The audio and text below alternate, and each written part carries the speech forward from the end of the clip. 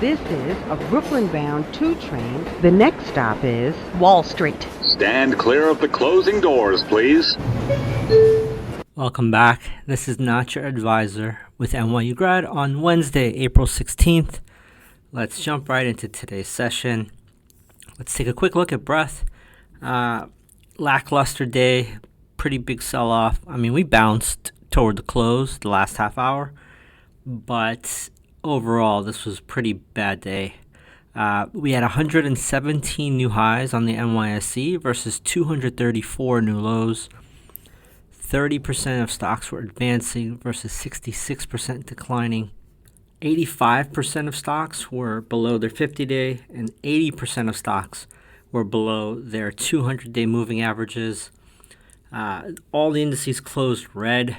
As I said, there were dip buyers as well as potential intervention that stepped in at 3:30. However, if you look at the heat map, everything is red. Microsoft was down 3.6, Apple down 3.8%, Amazon 2.9, Tesla almost 5, Meta 3.6, Google down 2% basically, and the star of the show, Nvidia, down 6.8. It was down more than 9% at one point. So we closed off of the lows, but still very red day, especially also for the semiconductor index. Yesterday I had posted that every bounce was being sold. I did not know particularly why, but I shared evidence of a few pieces of evidence that showed why I believed that. And one of those pieces was the semiconductor intraday 5-minute chart.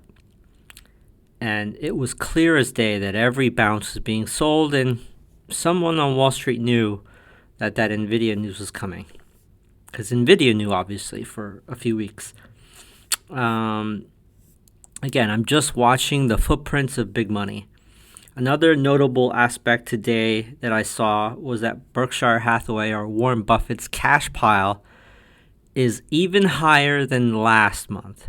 Record, beats all previous records. So cash is a position. Do not let your financial advisor or broker tell you otherwise. You need cash to buy things when prices are low. How can you buy low, sell high if you have no cash and you're always invested? You should ask your advisor that.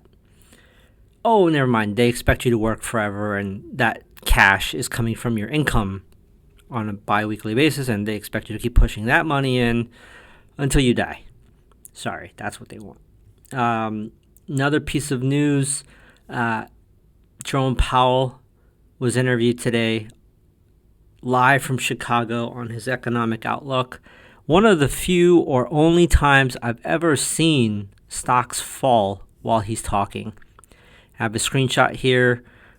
Shortly after he started talking in the afternoon, stock sold off, continued even after he stopped talking, but we finally started to bounce at 3:30 into the close. What else stood out?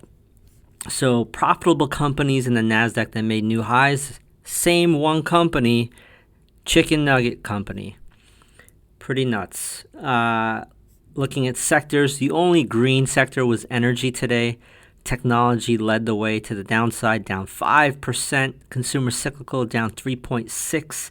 Communication services down 3%. Industrials down 2%. Financials down 1.9%. Healthcare down 1.5%.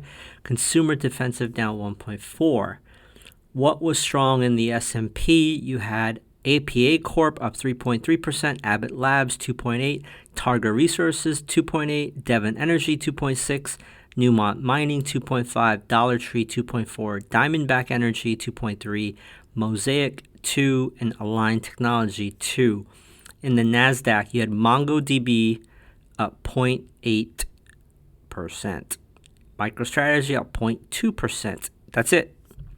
What was weak? The list is much longer than that. And what was strong. So I'll cover up to the 5. We can't forget that this is just a small taste of the in-depth analysis that Not Your Advisor provides. They don't just throw numbers at you. They connect the dots, find those hidden trends, and help you understand what's driving the markets. If you want the full picture, you got to check out the full Not Your Advisor episode Don't forget to subscribe to notyouradvisor.com. and all their premium content. I mean, it's like having a direct line to what's really going on in the market. It is. It really is. They cut through all the BS and give you the kind of info that you just won't find anywhere else. Think about this. Investing is all about making decisions that work for you and your goals. You're the one in control.